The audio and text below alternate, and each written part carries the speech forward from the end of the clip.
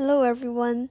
Today I'm here to introduce you to Tajfel's minimal group experiment, a fascinating study that reveals how social categorization can influence human behaviors. The experiment took place with 16 schoolboys aged between 14 to 15 from a state school in the UK.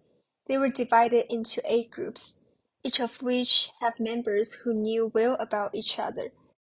As the experiment began, the boys were told that the experimenters were conducting a study about visual judgment.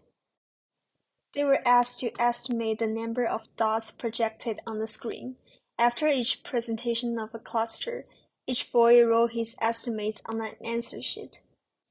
And then the experimenters told the boys that they were categorized based on their scores in tests, although in fact, they were randomly assigned into 4 groups. Among the 8 groups, 4 were placed in value conditions. In these groups, half of the boys were categorized as having better accuracy, while the other half were categorized as having worse accuracy. The remaining 4 groups were in neutral conditions, where half overestimated and half underestimated.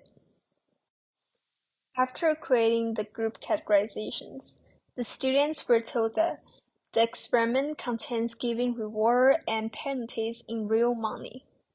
However, the boys could not punish or reward themselves, but could only allocate money to other members. Also, when giving reward or punishment, they wouldn't know the individual's identity, like their names. They could only differentiate whether the person was from their in-group or out-group.